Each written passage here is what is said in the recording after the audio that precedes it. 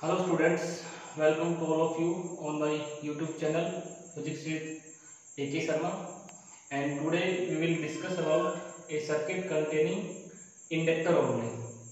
तो आज हम बेटा एक ऐसे सर्किट के बारे में पढ़ेंगे जिसके अंदर सिर्फ एक इंडक्टर लगा हुआ है, ठीक है।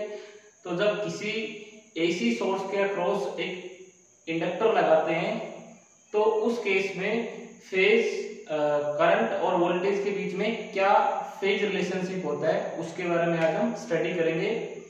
रेजिस्टेंस के केस में हम करंट और वोल्टेज के बीच में फेज रिलेशनशिप ऑलरेडी स्टडी कर चुके हैं। तो आज हम जब किसी सर्किट में सिर्फ एक इंडक्टर लगा हुआ हो तो उस केस में करंट और वोल्टेज के बीच में क्या फेज रिलेशनशिप होता है उसके बारे में हम स्टडी करते हैं। तो यहाँ पे हम मान लेते हैं ये एक हमारे पास इंडक्टर है, ठीक है, ये इस तरह से, और इसके अक्रॉस एक एसी का सोर्स लगा हुआ है। ठीक, इसका सोर्स है एसी का सोर्स।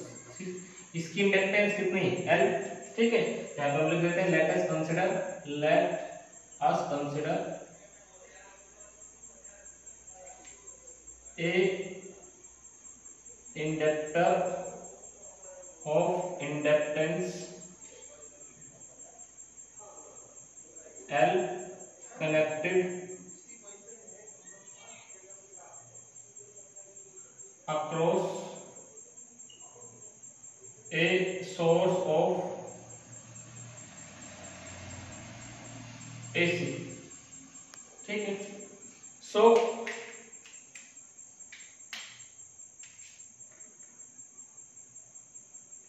instantaneous EMF is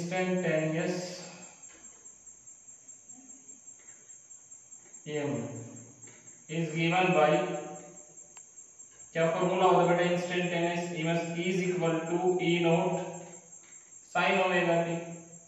भाई किसी भी टाइम इसके across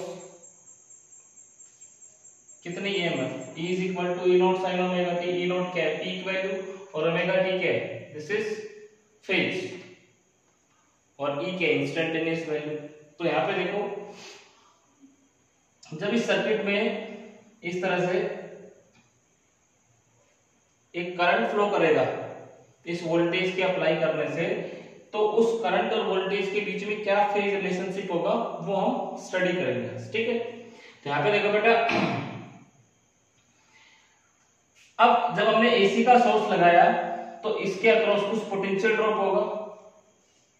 so potential developed across the inductor to maintain the current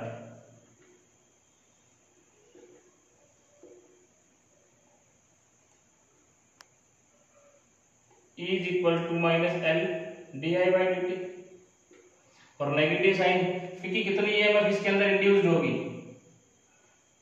भाई, ये हमने पता कर रखा है। E is equal to minus L d i by d t होता है, इतनी EMF इसके अंदर इंड्यूस हो जाएगी। और नेगेटिव साइन क्या इंडिकेट करता है कि ये EMF क्या करेगी? अपोज करेगी, जिस कारण से डेवलप हो रही है उसी के रीजन को अपोज करेगी, ठीक है। तो ये नेगेटिव साइन ये करता है कि ये induced EMF always oppose the pose which is responsible for its production. So total potential drop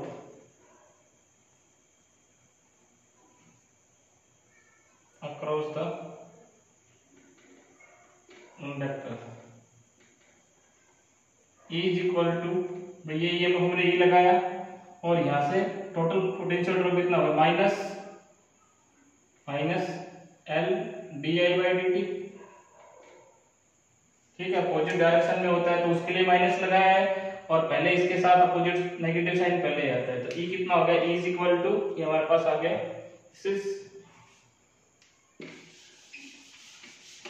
E is equal to, हमारे पास कितना आ गया? E is equal to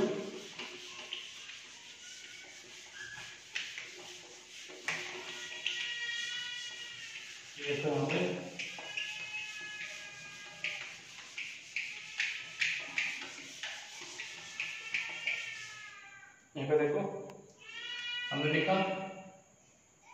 E is equal to L di/dt, minus minus plus हो गया।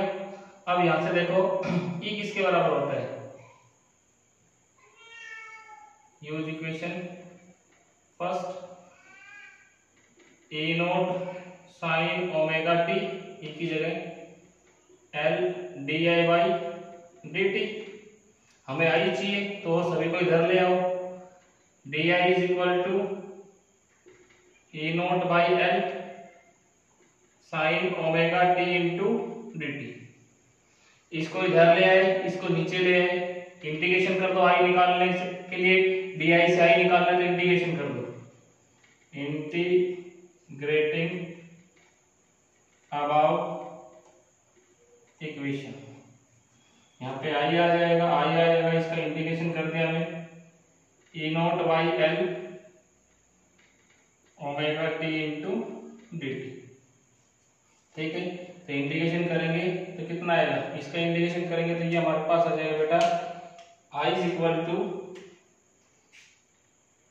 ई naught by L, constant है, और sign का integration कितना हो गया, माइनस कोस ओमेगा टी, ठीक है। और ओमेगा टी का क्या है, ओमेगा नीचे आ गया, लिमिट इसमें है नहीं तो क्या आएगा, कांस्टेंट आएगा, इंटीग्रेशन कांस्टेंट। अब देखो ये जो कांस्टेंट आएगा सी इंटीग्रेशन कांस्टेंट, ये किसकी डायमेंशन होगा, करंट की, क्योंकि भाई इधर क्या है, देखो इधर क्या है, करंट है, तो ये भी क्या होना चाहिए, करंट, और ये भी क्या होना चाहिए, करंट। करंट में करंट ही ऐड हो सकता है और करंट ही क्या हो सकता है, सबट्रैक्ट। तो यहाँ पे हम ये कह सकते हैं कि जो कांस्टेंट है ये टाइम पे इंडिपेंडेंट है, किस पे इंडिपेंडेंट है, टाइम पे इंडिपेंडेंट है, तो इसकी वैल्यू क्या होगी, 0। यहाँ पे हम लिख सकते हैं एक, यहाँ पे हम इसको लिख सकते हैं the constant has the dimensions of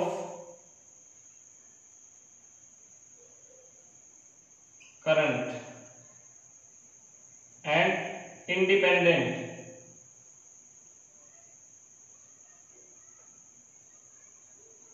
upon time.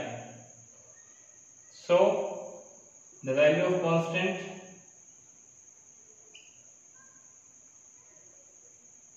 is 0. तो इस केस में कांस्टेंट की वैल्यू क्या हो जाएगी, 0, क्योंकि टाइम पे डिपेंडेंट है नहीं, और ये किसका, करंट की डायमेंशन है, तो ऐसा इसकी वैल्यू क्या हो जाएगी, 0 हो जाएगी। तो यहाँ पे हम देखें आई कितना आ गया, I is equal to minus E naught by L, ये ओमेगा, और इसको मैं क्या लिख सकता हूँ, देखो इसको ओमेगा टी को क्या लिख सकता हूँ, कोस ओमेगा टी था, इसको लिख सकता हूँ sign pi by 2 minus omega, ऐसे लिख सकता हूं। तो फर्स्ट क्वाड्रेंट में जाएगा, फर्स्ट क्वाड्रेंट साइन किस में चेंज हो जाएगा, कोस में, ठीक है। अब यहां से देखो i इज इक्वल टू, इस नेगेटिव साइन को अंदर लेके जाओ, इस नेगेटिव, देखो यहाँ पे कोस ओमेगा टी था, कोस ओमेगा टी को क्या लिख दिया, साइन कोस थीटा को हम क्या लिख सकते हैं, cos theta is equal to sine pi by 2 minus theta, क्या आएगा, कोस थीटा आएगा। तो इसी तरह से हमने पाई बाई 2 माइनस ओमेगा टी कर दिया, साइन की जगह हमने क्या, कोस की जगह क्या कर दिया, साइन कर दिया, ठीक है। यहां से देखो माइनस के साइन को अंदर ले लो, E naught by L omega into sine, और ये माइनस का साइन अंदर जाएगा तो ओमेगा टी प्लस का, और पाई बाई 2 क्या हो जाएगा, माइनस, ये आ गया हमारे पास। अब यहां से देखो बेटा इसको इक्वेशन नंबर सेकंड कर देते हैं। इक्वेशन नंबर फर्स्ट हमारे पास क्या था, इक्वेशन नंबर फर्स्ट मैंने लिखा था E is equal to E naught sine omega t, ये हम इंस्टेंटेनियस वैल्यू लेकर चले थे किसकी, ईएमएफ की, इक्वेशन नंबर फर्स्ट था हमारा, ठीक है। अब यहां से देखो I की मैक्सिमम वैल्यू कितनी हो सकती है, यहां पे लिख सकते हैं I is equal to I naught, maximum value I naught से रिप्रेजेंट करते हैं मैक्सिमम,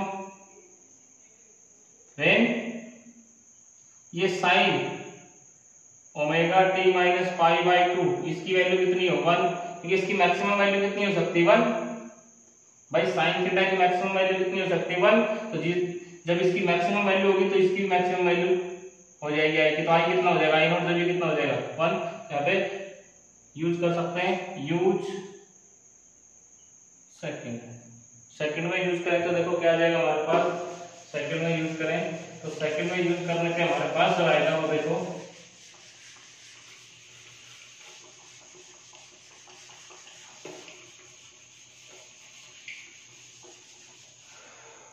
सेकंड में यूज करो, सेकंड में यूज करेंगे तो बेटा क्या आ जाएगा हमारे पास, आई की जगह क्या रख दे, आई की जगह आई नॉट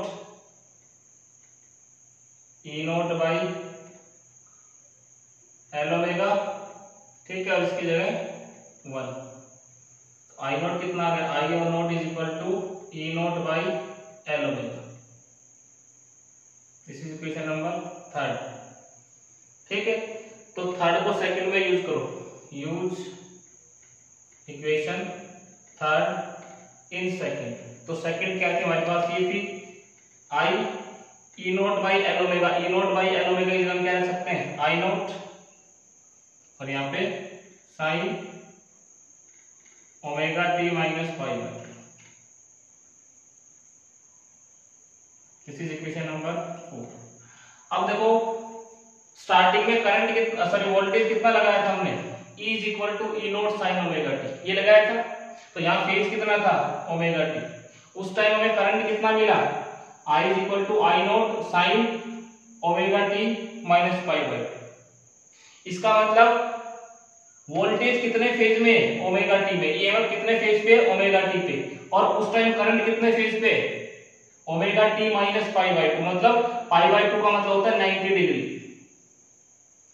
यानी कि करंट और वोल्टेज साथ साथ नहीं चलते, एक फेज में नहीं चलते, इसमें वोल्टेज ये देखो E is equal to E naught sine omega t, और करंट देखो I is equal to I naught sine omega t minus pi by 2, मतलब जो हमारा करंट है वो ईएमएफ से कितना पीछे है, पाई बाई 2 फेज पीछे, कितना फेज पीछे, पाई बाई 2 फेज, तो हम यहाँ पे लिख सकते हैं from equation first and fourth, the current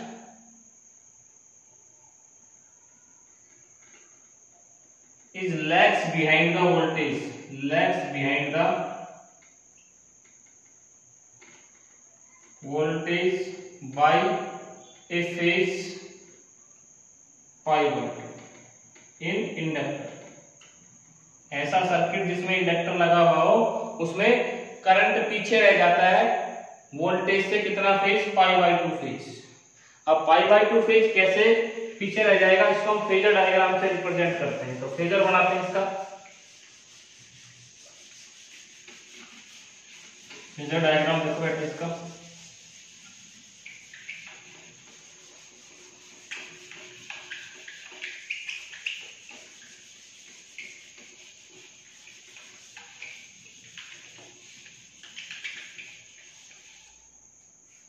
phasor diagram,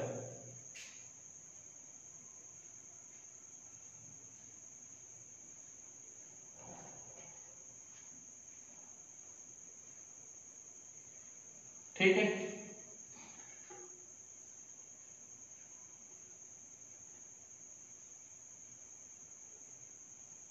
this is E not value, ये करंट है,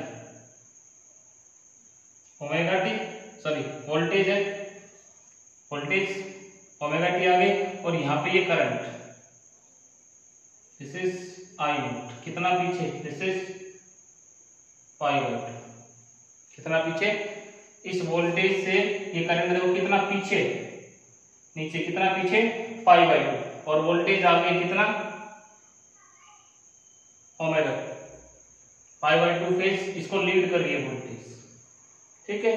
तो यहाँ पे हम साथ साथ इस तरह का फेजर डायग्राम भी बना के दिखा सकते हैं, फिर इसी को हम आगे ऐसे दिखा सकते हैं,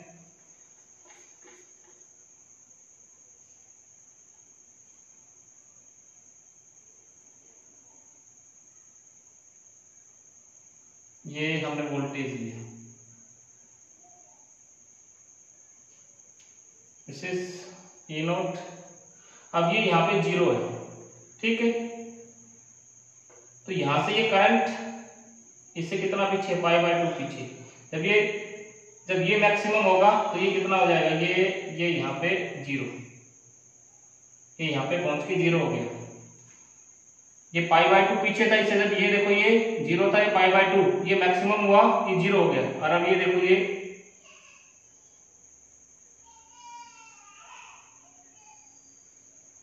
अब यहाँ पे देखो, यहाँ पे देखो ये करंट क्या हो गया, मैक्सिमम वोल्टेज क्या हो गया, 0। अब यहाँ पे करंट 0, वोल्टेज क्या हो गया, मैक्सिमम।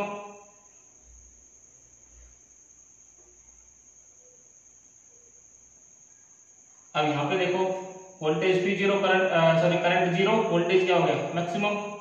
और फिर इस तरह से,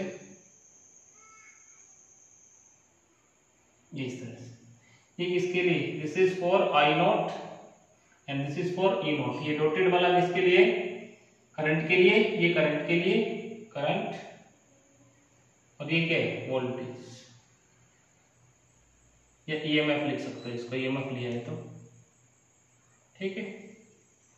तो इस केस में जो करंट है वोल्टेज से कितना पीछे, π/2 फेज पीछे होते हैं, ठीक है। तो ये फेजर डायग्राम आ गया हमारे पास। अब इसमें देखो इक्वेशन नंबर 3 से, from equation number 3,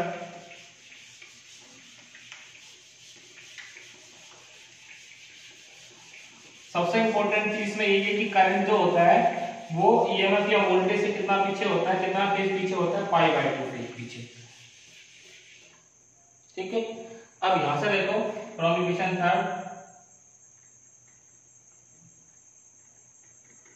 3 using Ohm's law,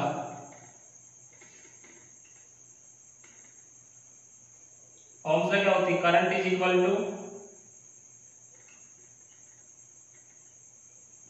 voltage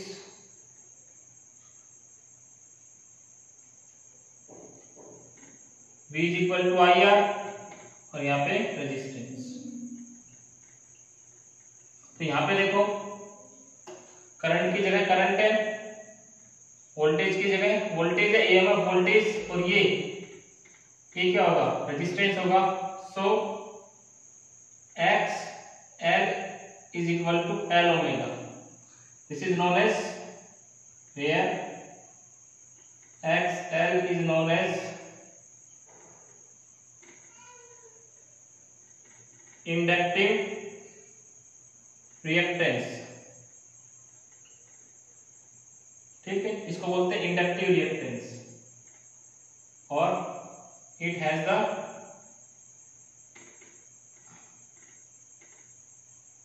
dimensions of resistance. किसकी डायमेंशंस होती हैं, रेजिस्टेंस की। एक तरह से रेजिस्टेंस ही होती है।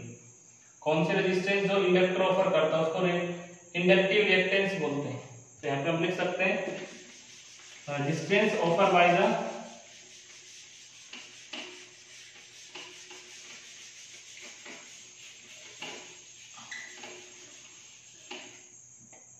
the resistance या the opposition offered by inductor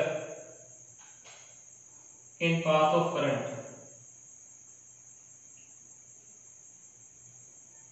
is known as inductive reactance। Unit क्या होगी इसकी, ऐसा यूनिट रेजिस्टेंस है तो क्या होती है, ओम में मेजर करेंगे इसको। किसमें मेजर करेंगे, ओम के अंदर। कई बार पूछ लेते हैं ऐसा यूनिट क्या, ओम। तो यहां से देखो एक्सएल कितना, ओमेगा एल। तो यहाँ पे ओमेगा कितना होता है, 2 पाई न्यू, और एल ओमेगा किसके बराबर होता है, 2 pi nu,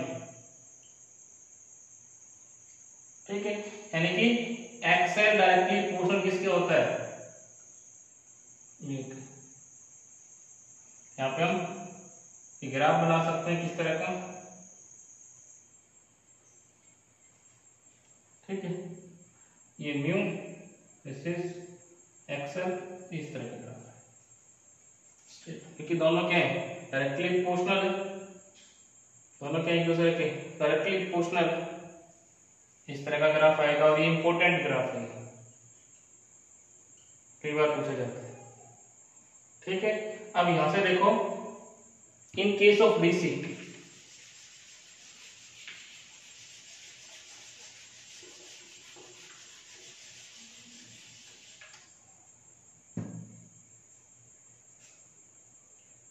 in case of DC frequency कितनी है डीसी की, 0 होती है, डीसी की 0 होती है। डीसी कैसे चलती है, सीधा चलती है इस तरह से, कोई फ्रीक्वेंसी नहीं होती। ठीक है, एसी किस तरह से चलती है, एसी इस तरह से चलती है। एसी की फ्रीक्वेंसी कितनी होती है, 50 हर्ट्ज होती है। तो जितनी ज्यादा फ्रीक्वेंसी का एसी होगा उतनी ज्यादा क्या अपोजिशन ऑफर होगी, उतनी ज्यादा रेजिस्टेंस ऑफर करेगा कौन, इंडक्टर। जितनी कम फ्रीक्वेंसी उतनी ही कम रेजिस्टेंस ऑफर करेगा। तो यहाँ पे म्यू इज इक्वल टू 0, तो एक्सएल कितना हो जाएगा, एक्सएल इज इक्वल टू, यहां से देखो 2 पाई 0 इंटू एल, तो कितना आ गया 0, एक्सएल कितना हो गया 0। यानी कि डीसी के केस में इंडक्टर कोई अपोजिशन ऑफर नहीं करता। अपोजिशन कब ऑफर करेगा, जब एसी लगा होगा। जब एसी का सोर्स लगाएंगे इंडक्टर के अक्रॉस, तब तो वो उसको अपोज करेगा, लेकिन डीसी लगाएंगे तो उसको अपोज नहीं करेगा। तो यहां पे मैं लिख सकता हूं,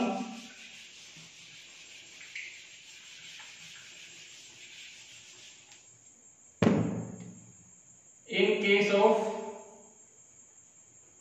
डीसी द इंडक्टर ऑफर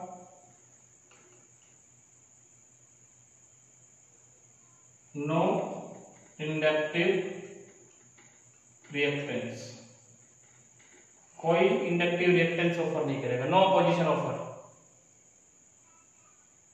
ठीक है, तो इस केस में अपोजिशन कितनी हो जाएगी, डीसी के केस में 0। यानी कि ये इंडक्टर हमने लगाया और यहां से, तो यहां कोई अपोजिशन ऑफर नहीं होगी, नो, एक्सएल कितना हो गया 0। और यहाँ पे ये इंडक्टर हमने लगाया और यहाँ पे एसी का सोर्स लगा दिए, एसी का सोर्स है, तो यहाँ पे एक्सएल ऑफर होगा, ऑफर। और किस पे डिपेंड करेगा, एक्सएल फ्रीक्वेंसी पे। जितनी फ्रीक्वेंसी, जितनी ज्यादा फ्रीक्वेंसी होगी उतना ही अपोजिशन ऑफर होगी, उतना ही करंट धीरे धीरे बढ़ेगा। ठीक है, तो this is a circuit containing inductor only. एक ऐसा सर्किट जिसमें सिर्फ क्या लगा हुआ हो, इंडक्टर लगा हुआ हो, तो उसमें वोल्टेज जो है वो आगे चलता है और करंट पीछे रहता है। करंट कितना पीछे रहता है, π/2। जब वोल्टेज मैक्सिमम होगा तो वहां पे करंट 0 होता है, और जहां पे करंट 0 होता है वहां पे वोल्टेज मैक्सिमम हो जाता है। ठीक है, रेजिस्टेंस में ऐसा नहीं होता, रेजिस्टेंस में दोनों एक साथ चलते हैं, जहां पे करंट 0, वोल्टेज भी 0, करंट मैक्सिमम, वोल्टेज भी मैक्सिमम। ठीक है, लेकिन इसमें उल्टा होता है। उसमें ग्राफ हमने किस तरह का बनाया था, वो उस तरह का, देखो इससे पहले वाला रेजिस्टेंस में और करंट में ये रिलेशन था, दोनों एक साथ चलते हैं। लेकिन इसमें ग्राफ कैसा है, इसमें हमारा ग्राफ इस तरह का है, ये वोल्टेज और ये क्या है, करंट, दोनों में कितना फेज डिफरेंस, π/2। ठीक है, तो बेटा आज के लिए इतना ही, इससे आगे हम नेक्स्ट लेक्चर में पढ़ेंगे। Thank you.